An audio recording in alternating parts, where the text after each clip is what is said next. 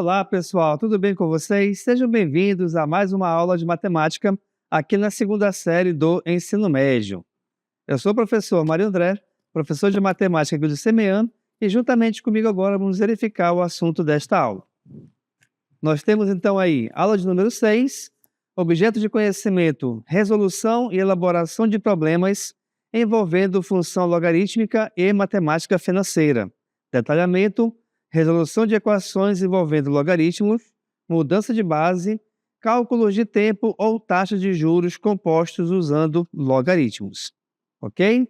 Então, dito isto, vamos dar início à nossa aula.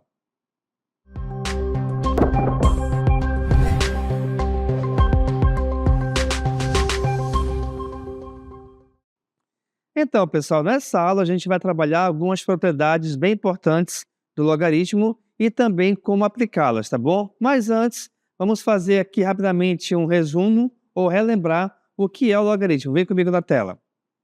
Nós temos então aí o logaritmo, onde nesta tela, nesta imagem, né, estão identificados seus elementos. Repare, aqui nós temos o log de B na base A. Lembrando que esse B ele é chamado de logaritmando e o Azinho aqui embaixo é a nossa base. Esse valor, esse logaritmo, está igualado a um valor x. E esse x é justamente o nosso logaritmo, ou seja, é a resposta que nós queremos encontrar. Mas, para que a gente consiga encontrá-la, é importante vocês repararem que existe uma relação entre esse logaritmo e a base. Que relação é essa? É que essa base elevada ao logaritmo tem que ser igual ao valor do logaritmando, tá bom? Ou seja, reparem que, na verdade, o logaritmo ele vai se transformar numa equação exponencial, ou seja, uma equação onde a letra vai aparecer aqui no nosso expoente. Seguindo em frente, nós temos aqui uma propriedade bem importante que a gente vai chamá-la de mudança de base. Por que essa propriedade é importante? Porque, de repente, você pode, em alguma questão, alguma atividade, algum exercício, se deparar com uma questão que envolvam dois logaritmos diferentes com bases diferentes. E aí a gente não tem como, de repente, envolver esses logaritmos numa mesma operação, seja uma operação de adição, subtração, divisão ou multiplicação entre eles. Mas a gente pode utilizar justamente essa propriedade da mudança de base para que aí sim a gente consiga trabalhar de uma maneira melhor esse logaritmo, tá bom? Vamos voltar para a tela. Então, repare, inicialmente nós temos aqui um logaritmo A na base B. E aí a gente pode reescrever esse logaritmo como sendo um logaritmo A na base C dividido pelo logaritmo de B na base C. Mas, professor, quem vai ser essa base? Essa base ficará à sua escolha. Ou você vai colocar base dependendo do que a questão te oferece ou até mesmo te pede.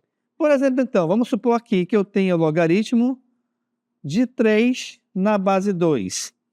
Você pode escrever como sendo o log de 3 dividido pelo log de 2. Vale lembrar ainda, pessoal, que toda vez que você for escrever um logaritmo, quando a base não estiver explícita, ou seja, quando não aparecer nenhum valor da base, é porque aqui vale 10.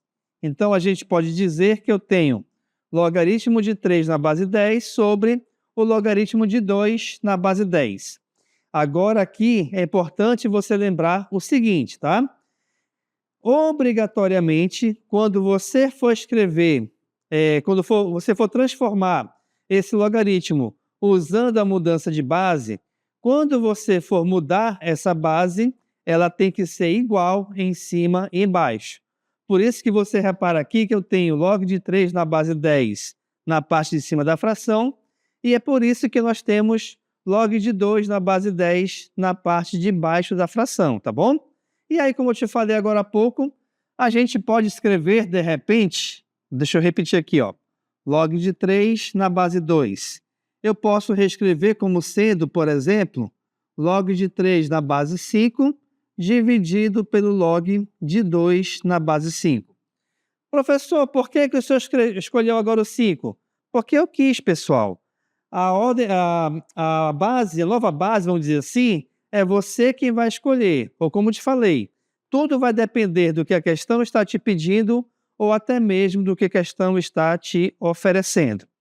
Olha só, em seguida agora vamos verificar uma aplicação dessa mudança de base. Determine o resultado de, e aí nós temos log de 6 multiplicado pelo log de 10 na base 6. Bem, de forma direta aqui, a gente não tem o que fazer. Por quê? Primeiro, porque eu não sei quanto é que vale o log de 6, e muito menos sei quanto vale o log de 10 na base 6. E se você reparar bem, ó, aqui a base é 10, aqui a base é 6. Ou seja, como nós temos aí duas bases diferentes, a gente não pode envolver propriedades de operação entre elas com bases diferentes. Mas o que a gente pode fazer então? Vamos lá. Eu vou reescrever isso aqui, ó. O log de 6 eu vou colocar log de 6 sobre o log de 10 multiplicado por quem? Esse log de 10 na base 6 eu vou colocar o log de 10 sobre o log de 6. Beleza? Uma explicação rápida aqui antes de continuarmos. Por que que na primeira fração a parte de baixo ficou log de 10? Lembre-se que ali eu tinha o log de 6.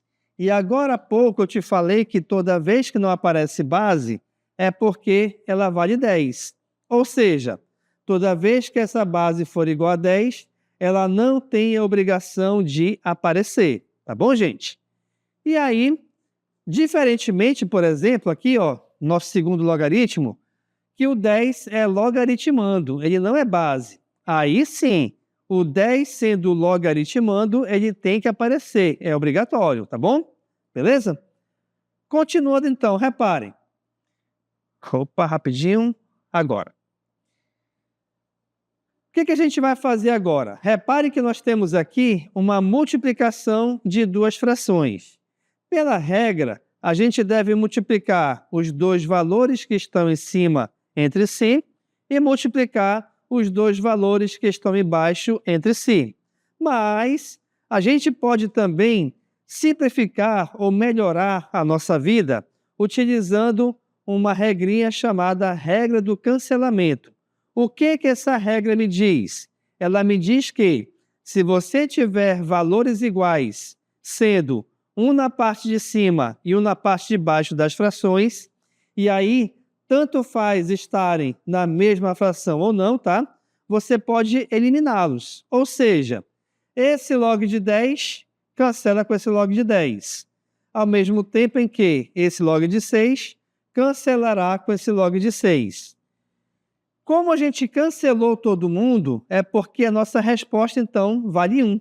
Ou seja, o resultado aqui em cima, ó, do log de 6 multiplicado por log de 10 na base 6, vale 1. Beleza? Bora seguir, então? Letra B. Na letra B, temos o seguinte. A gente tem, só voltar aqui rapidinho, ó. A gente tem log de 8 na base 3, beleza? E a gente tem o log de 3 na base 2. Então, ó, log de 8 na base 3 multiplicado pelo log de 3 na base 2. Ok? Beleza. Vamos utilizar novamente a regra da mudança de base. Até porque, reparem, nós temos aqui duas bases diferentes. E sendo elas diferentes, a gente não pode utilizar nenhuma operação matemática entre elas. Perfeito? Então, olha lá. Vamos reescrever. Eu vou pegar esse primeiro log e colocar log de 8 sobre o log de 3. Tranquilo? Multiplicado pelo segundo logaritmo. Opa! Log de 3 dividido, aliás, por log de 2. E aí, novamente, reparem que, Como a gente utilizou a mudança de base 2 vezes seguidas, automaticamente, então, a gente tem 2 frações. E dessas 2 frações, nós temos 2 elementos iguais, ó, o log de 3. Estando um em cima e outro embaixo, a gente pode eliminá-los. Ou seja, o que nos sobrou aqui foi log de 8 sobre o log de 2. Bem, pessoal, repare aqui o seguinte, nós temos essa fração sendo log de 8 sobre log de 2. Se você reparar bem, neste momento, essa base é igual a essa, não é? Até porque, quando ela não aparece, aí vale 10. Tranquilo? Repare o que a gente fez aqui, ó. Atenção para cá. Nesse log, a gente transformou numa fração, ó. O segundo log é a mesma coisa. Eu vou agora fazer o caminho inverso, ou seja, a gente vai voltar de onde estamos lá para o início. Ou seja, eu vou pegar essa fração, log de 8 sobre log de 2, e colocar como sendo log de 8 na base 2. Beleza? Então, a gente eliminou a base 10 e a gente retornou para um log só, utilizando tanto 8 quanto 2. Lembre-se que o valor que está em cima será logaritmando, o valor que está embaixo será base. E aí, basta a gente calcular o log de 8 na base 2. Vamos lembrar aqui o seguinte, pessoal. Quando a gente for calcular esse logaritmo, basta você verificar quantas vezes eu devo repetir a base e multiplicar todas elas para chegar até 8. Então, vamos lá. A base é 2, ó. 2 vezes 2 é 4. 4 vezes 2 é 8. Opa! Como nós utilizamos aqui o 2 3 vezes, é porque, então, o log de 8 na base 2, é igual a 3. Então, a nossa resposta desse exemplo é igual justamente a 2. Belezinha, pessoal? Ok? Tranquilo? Espero que sim. Vamos seguir em frente. A gente pode também resolver equações envolvendo logaritmo, mas para isso é importante o seguinte, tá? Primeiro, que você tenha o logaritmo de um dos lados da igualdade, ou se de repente você tiver 2 logaritmos, obrigatoriamente eles devem possuir a mesma base, beleza? Então vamos lá aqui, ó. Eu tenho aqui esse exemplo, ó. Log de 3x mais 10 na base 2, menos log de x na base 2 é igual a log de 5 na base 2. Eita, que é muito log, né?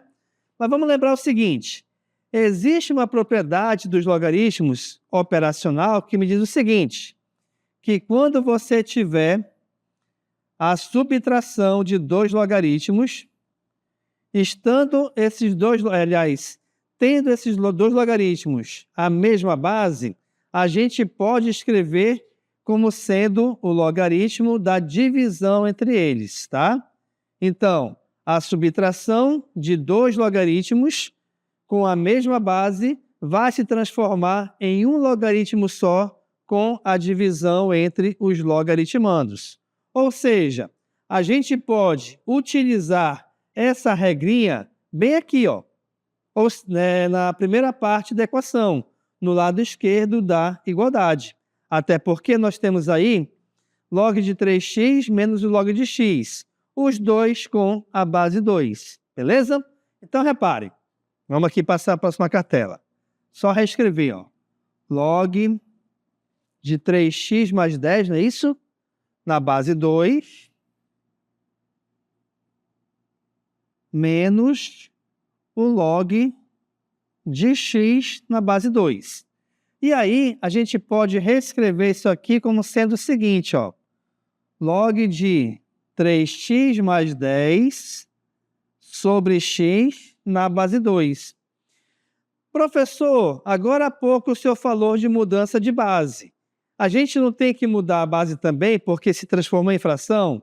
Aqui nesse caso não, pessoal, tá? Aqui nesse caso a gente está utilizando a divisão porque nós temos uma subtração de 2 logaritmos com a mesma base. Isso é uma propriedade dos logaritmos, mas a gente não está efetuando a mudança de base, tá bom? Vamos seguir em frente. Não se esqueçam que tudo isso aqui estava igualado a log de 5 na base 2. Opa, agora ficou legal. Por quê? Reparem, do lado esquerdo nós temos o log tararã, tararã, na base 2. Do lado direito a gente tem o log de 5 na base 2. Ou seja, as bases elas são iguais. Se elas são iguais, a gente pode esquecê-las e ficar somente com os nossos logaritmandos. Sendo assim, a gente vai ter o seguinte, ó, que 3x mais 10 dividido por x é igual a 5, tá bom? E aí, daqui para frente, repare que a gente tem uma igualdade de frações, a qual a gente pode resolver utilizando a regra de 3. Vale lembrar, pessoal, também o seguinte, ó, que toda vez que o número está sozinho, embora não apareça embaixo dele, aqui vale 1, tá? Em seguida, vamos resolver aqui a multiplicação em diagonal. Repare, 5 vezes x é 5x, igual a 3x mais 10 vezes 1 é igual a 3x mais 10, não é? Até porque todo e qualquer valor multiplicado por 1 é sempre igual a ele mesmo. Continuando aqui, a gente tem agora uma equação de primeiro grau.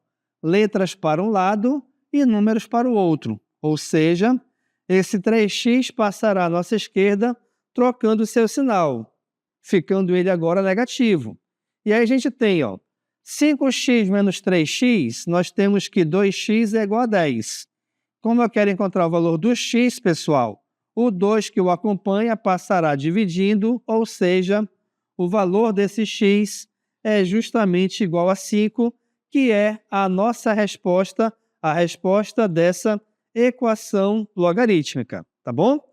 Mas reparem que essa equação ela possui 2 logs, um de cada lado da igualdade. Nesse próximo exemplo, eu vou te trazer uma equação logarítmica, mas somente com um log, tá bom? Deixa eu só reescrever aqui embaixo, ó. A gente tem, então, o log de 5x menos 1 na base x mais 3, isso tudo igual a 1. O que a gente pode e deve fazer nesse caso? A gente vai utilizar aquela regrinha do logaritmo. Qual regrinha? Para que isso seja verdade, eu tenho que pegar essa base, que no caso é x mais 3, elevar ao valor que vem após a igualdade, e isso tem que ser igual ao logaritmando. Então, a gente vai ter x mais 3 elevado a 1 igual a 5x menos 1. Turma, atenção! Pela regra das potências ou da potenciação, todo e qualquer valor elevado a 1 sempre é igual a esse mesmo valor. E daí? E daí que a gente tem aqui x mais 3 elevado a 1, ou seja, a gente vai ter x mais 3. E isso vai continuar sendo igual a 5x menos 1. Beleza? Bem, como o valor do x, o maior coeficiente dele está do lado direito, eu vou reescrever essa equação. Ou seja, eu vou passar essa expressão que tem o 5x para o lado esquerdo e essa expressão que tem um x sozinho para o lado direito. Reparem. A gente vai ter, então, 5x menos 1 igual a x mais 3. Professor, eu aprendi que quando a gente troca a posição na equação, troca também o sinal, não é isso? É isso. Mas nesse caso, não há necessidade, pois nós estamos trocando todo mundo de posição, tá bom? Então vamos lá. Ó. Letras para um lado, então o x passa negativo, números para o outro, esse 1 passa positivo. 5x menos x é 4x, 3 mais 1 é igual a 4. Ou seja, a gente tem aqui que 4x é igual a 4. Como eu quero encontrar o valor do x, esse 4 que o acompanha passará dividindo. E essa divisão, logicamente, como é uma divisão de dois valores iguais, o resultado obrigatoriamente é igual a 1. Tranquilo? Então, pessoal, eu te trouxe aqui dois exemplos diferentes de como a gente pode trabalhar, encontrar e resolver uma equação logarítmica, tá? Eu te trouxe um exemplo onde nós temos o logaritmo aparecendo dos dois lados da igualdade e te trouxe um exemplo de uma equação onde o logaritmo aparece somente em um dos lados. De qualquer forma, a gente consegue resolver de uma forma bem bacana, né, essas equações, tá? Agora, vamos verificar como que esse logaritmo pode aparecer numa aplicação em matemática financeira. Vem comigo. Olha lá. Cálculo do tempo ou taxa de juros compostos usando logaritmos. Reparem que aqui no texto, na definição, ele está informando que isso aqui é juros compostos, tá bom? Ou seja, tudo isso aqui, ela parte da forma do montante. Montante é igual a capital vezes 1 mais a taxa elevado ao tempo, tá? Essa aqui é a formulazinha que vai determinar o montante de uma operação financeira utilizando juros compostos. E aí nós temos aqui a formulazinha dos juros, mas eu vou te pedir agora que não se atente muito para essa fórmula. Não tente decorar ela. Vamos verificar na prática como que funciona. Vem comigo, olha só. Uma pessoa aplicou a importância de R$ 500 em uma instituição bancária que paga juros mensais de 3,5%, no regime de juros compostos. Quanto tempo após a aplicação o montante será de R$ 3.500? Pessoal, primeiramente, vamos identificar aqui alguns elementos importantes. Primeiro, nós temos o nosso capital, que é chamado de capital inicial, que ele vale R$ 500, não é isso? Foi informado bem aqui. Depois, nós temos a taxa de juros, que a gente vai representar pela letra I, que é igual a 3,5%. E, por fim, a gente tem o nosso montante, que é o valor final de toda essa operação, que vale R$ 3.500. A questão, ela quer saber qual o tempo necessário para que R$ 500 se transformem em R$ 3.500 com uma taxa de 3,5%. E é isso que a gente vai encontrar, ou tentar encontrar agora. Vejamos. Vamos lá. Novamente, nós temos aqui que montante é capital que multiplica 1 mais I, que é a taxa, elevado ao tempo N, tá?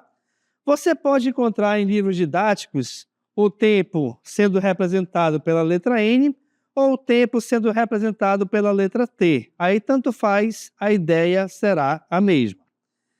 De acordo com as informações, o nosso montante é igual a 3.500. O nosso capital é igual a 500. A nossa taxa é igual a 1 mais 0,035, pois eu estou pegando essa taxa e transformando em um valor decimal. Ok. Partindo daqui, vamos organizar aqui o seguinte, tá? Reparem que esse 500 está multiplicando esses parênteses, ou esse parênteses, né?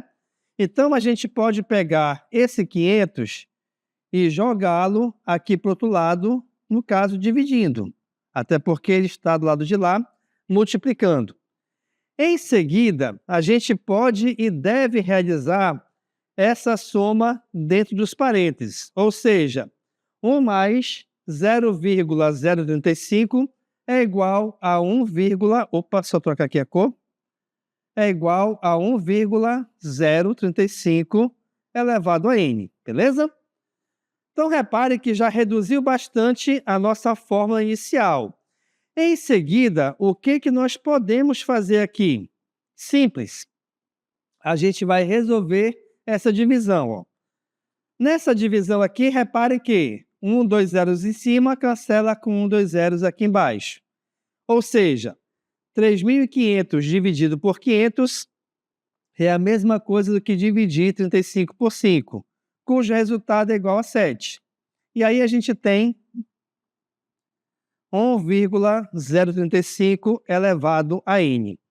Opa, pessoal! Na verdade, se você reparar bem aí com calma, a gente tem uma equação exponencial. Só que eu não tenho o que fazer com esse 7 e muito menos tenho o que fazer com esse 1,035. Mas o que a gente pode fazer então? Eu posso jogar aqui o log para os dois lados. Ou seja, eu posso dizer que log de 7 é igual ao log de 1,035 elevado a n, tá bom? Então, a gente tem isso aí, beleza? Agora, isso aqui vai ser verdade quando eu vou pegar o seguinte agora, tá? Rapidamente. Por que eu fiz isso? Eu joguei o log para os dois lados da igualdade. Não se esqueçam que tudo que você faz de um lado da equação, a gente deve obrigatoriamente fazer do outro. Então, se eu joguei o log de 7, eu também tenho que jogar o log para o 1,035, tá? Então, beleza, vamos lá. A tábua de logaritmos me diz que o log de 7, vou escrever bem aqui embaixo, tá? O log de 7 tem o valor aproximado de 0,8451. E o log de 1,035 tem o valor aproximado, só ajeitar aqui, tem o valor aproximado de 0,0149. Professor, como é que eu vou saber disso? De duas maneiras, pessoal.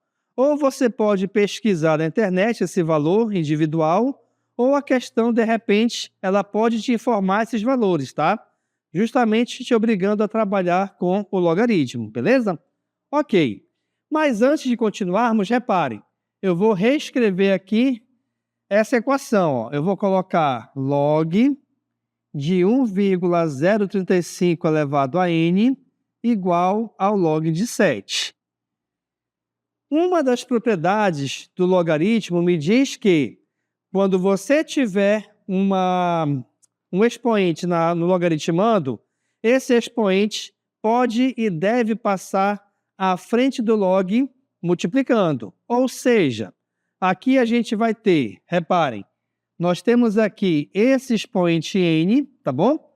Então, eu vou colocar como sendo n vezes log de 1,035 igual ao log de 7. Belezinha? E aí, a partir daqui agora, como o n representa o tempo, é justamente esse n que eu quero encontrar a resposta, tá bom, gente? Então, veja. A partir daqui, esse valor que acompanha o n, que no caso é o log de 1,035, ele passará para o outro lado dividindo. Ó. Então, a gente vai ter log de 7 sobre o log de 1,035. E os valores individuais desses logaritmos, a gente sabe que eles valem 0,8451 sobre 0,149. E, utilizando uma calculadora, ao resolver essa divisão, ela não vai ser exata, mas vai ser aproximada a 56,7. Ou seja, a gente tem aqui um valor aproximado a 57. Mas 57 o quê? 57 meses. Ou seja, esses 57 meses, eles equivalem, na verdade, a 4 anos e 9 meses, que é justamente o tempo necessário para que R$500 se transformem a R$3.500, tá? Com uma taxa mensal de juros de 3,5%. Importante aqui rapidinho, pessoal. Como é que na resposta do tempo eu sei que o valor era 57 meses? Porque a questão está informando que a taxa de juros é mensal, ó, tá? E em qualquer operação de matemática financeira, juros e taxa, aliás, juros e tempo sempre devem estar na mesma unidade de tempo. Ou seja, as duas devem ser trabalhadas em meses, em dias, em anos, depende do que a questão te pede ou te oferece, tá bom? E aí, com esse exemplo, a gente vai chegando aqui ao final da nossa aula. Espero que vocês tenham compreendido aqui o assunto, tá bom? Quero agradecer a sua atenção e até a próxima.